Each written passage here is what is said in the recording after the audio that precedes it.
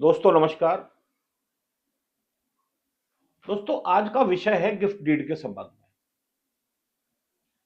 होता क्या है कि कभी कभी जो वृद्ध माता पिता है वो ये सोचते हैं कि वो अपने जीवन काल में ही अपनी संपत्ति को अपने बच्चों के नाम कर दें, जिससे कि उनके जीवन काल में ही उनको मालिकाना हक मिल जाए।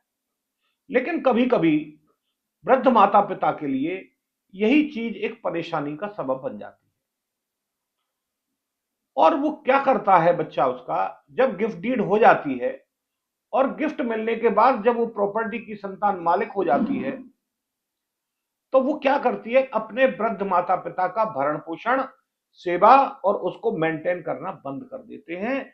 तो ऐसी स्थिति में वृद्ध माता पिता के लिए कहीं कोई रास्ता नहीं बचता है। और विशेषकर तब जब वृद्ध माता पिता के पास एक ही प्रॉपर्टी हो और वो भी उनके द्वारा गिफ्ट कर दी गई हो। तो यहां दोस्तों गिफ्ट डीड के संबंध में मैं आपको बता दूं, maintenance and welfare of senior citizen act 2019, इसमें यह प्रावधान किया गया है कि अगर कोई व्यक्ति कोई गिफ्ट करता है, कोई वृद्ध माता हो या पिता हो गिफ्ट करता है, तो उसमें ये चीजें जरूर जुड़वा देनी चाहिए कि इस कंडीशन पर गिफ्ट की जा रही है कि जिसको जो गिफ्ट की जा रही है, यानी गिफ्ट लेने वाला व्यक्ति है, उस वृद्ध माता या पिता की सेवा उनके जीवन काल तक करेगा, उनको मेंटेन करेगा, उनको मेंटेनेंस देगा, उनकी दवाई दारू जो भी है उसका खर्चा वो वहन करेगा, उनकी सेवा करेगा। लेकिन अगर ये स्थिति उलट हो जाती है कि बच्चे जो है, संतान जो है, माता पिता की सेवा करना बंद कर देते हैं, और ये शर्त अगर नहीं जोड़ी जाती दान पत्र में, तो क्या परिस्थितियां बनती हैं, क्योंकि इन शर्तों का जोड़ना बहुत आवश्यक है। और अगर शर्तें जुड़ी हुई हैं दान पत्र में और उसके बावजूद भी अगर संतान, यानी जिसने गिफ्ट लिया है, अपने वृद्ध माता या पिता या माता पिता की सेवा नहीं करता, उनको मेंटेन नहीं करता, उनकी बीमारी का ध्यान नहीं रखता, उनके भरण पोषण का ध्यान नहीं रखता, तो वृद्ध माता पिता को यह अधिकार बन जाता है कि वो ट्रिब्यूनल में एप्लीकेशन देके उस दान पत्र को निरस्त करा सकते हैं। ये सीधा सीधा प्रोविजन ये दिया गया है maintenance and welfare of senior citizen act 2019 में।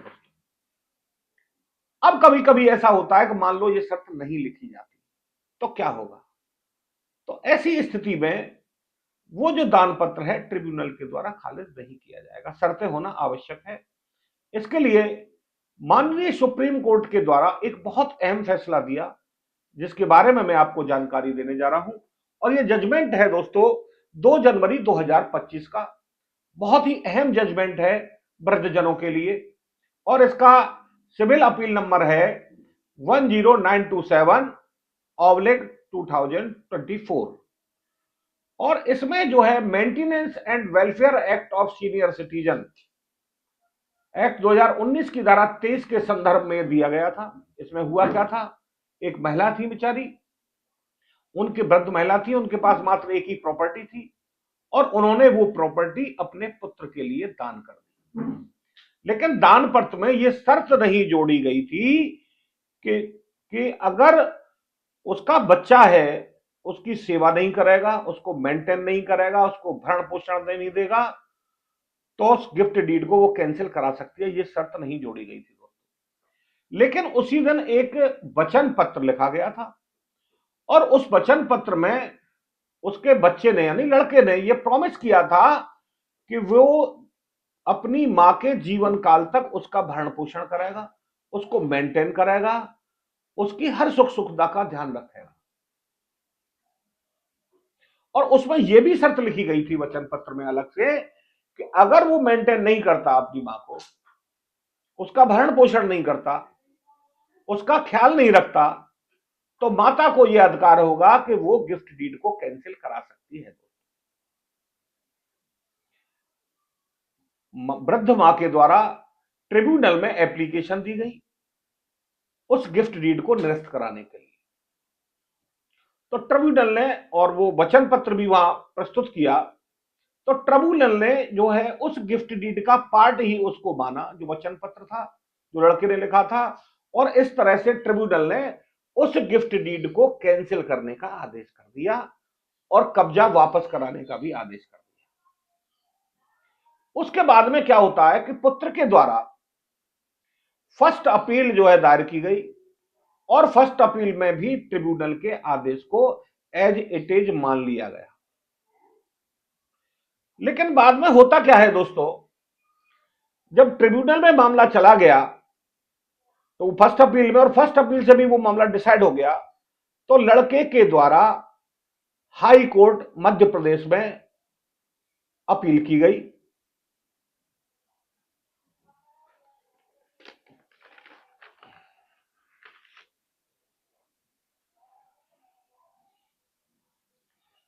जब मध्य प्रदेश हाई कोर्ट में अपील की गई तो हाई कोर्ट के द्वारा क्या फाइंडिंग दी गई?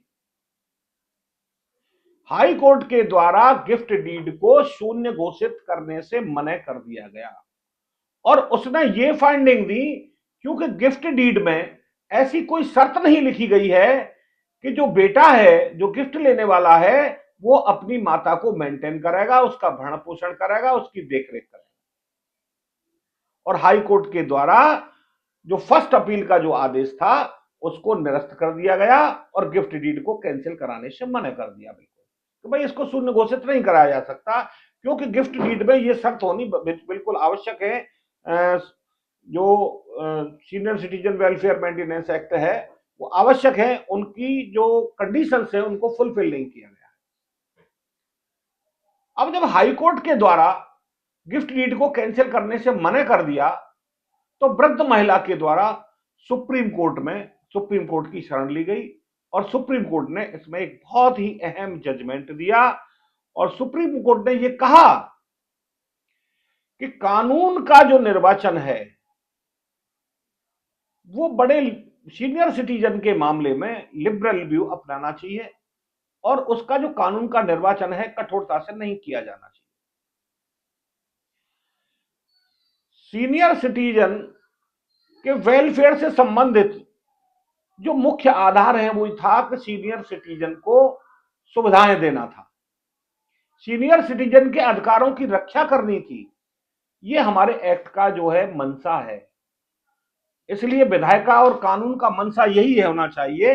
और मुख्य उद्देश्य क्या था, ये सुप्रीम कोर्ट ने कहा क्या उद्देश्य था? Maintenance and welfare of senior citizen act 2019 इसीलिए बनाया गया था जो वृद्ध जनों के अधिकारों की रक्षा कर सके। कोई भी कानून हो जो किसी वर्ग को लाभ पहुंचाने के उद्देश्य से बनाया गया हो, उसका इंटरप्रिटेशन उसके लाभ के लिए निकालना चाहिए, ना कि उसके विरुद्ध। जिस उसके अधिकारों से उसको वंचित नहीं किया जाना चाहिए, और यही कानून का मूल सिद्धांत है कि ऐसे कानून का इंटरप्रिटेशन जो है कठोरता से नहीं किया जा सकता। जिनके हितों के लिए जो लाया गया है कानून, उनके हितों को सुरक्षा दी जानी बहुत ही आवश्यक है।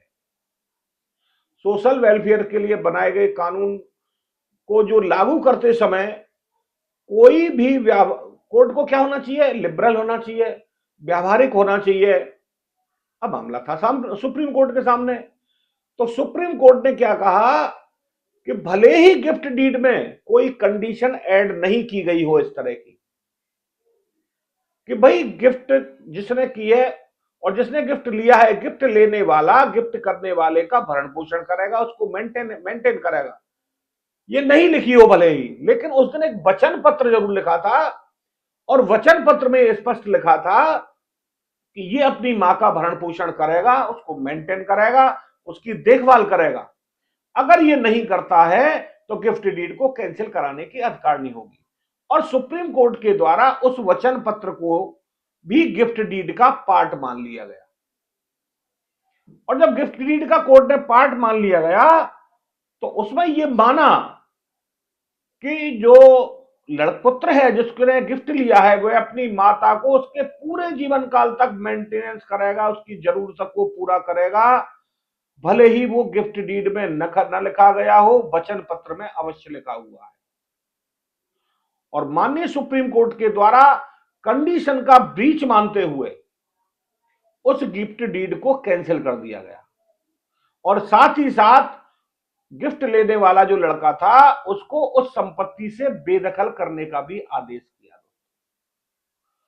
तो दोस्तों मैं आपको बता दूं कि ये जरूरी है कि अगर कोई वृद्ध मां हो या पिता हो या दोनों हो, अगर अपनी प्रॉपर्टी का गिफ्ट कर रहे हैं तो अपनी सुरक्षा का भी ध्यान रखें और गिफ्ट डीड में ये शर्त जरूर जुड़वा दें कि जो दान ग्रहीता है यानी गिफ्ट लेने वाला है वो उनके जीवन काल तक उनका भरण पोषण करेगा, उनको मेंटेन करेगा, उनकी देखरेख करेगा, उनकी सुख सुविधाओं का ध्यान रखेगा। अगर वो ऐसा नहीं करता है तो गिफ्ट करने वाले को यह अधिकार होगा कि वो गिफ्ट डीड को कैंसिल करा दे। ये शर्त हर स्थिति में दान पत्र में जोड़ी जानी आवश्यक है दोस्तों। लेकिन अगर कोई वचन पत्र भी ऐसा अलग से लिखा गया है, कोई एफिडेविट लिखा गया है, तो माननीय सुप्रीम कोर्ट के इस जजमेंट के आधार पर उसको भी गिफ्ट डीड का पार्ट ही माना जाएगा जिसमें ये टर्म्स एंड कंडीशंस लिखी हुई हो। तो दोस्तों उम्मीद करता हूं ये वीडियो आपको पसंद आया होगा। अगर मेरा वीडियो आपको पसंद आया हो इसको लाइक करें, शेयर करें, मेरे चैनल को सब्सक्राइब करें दोस्तों।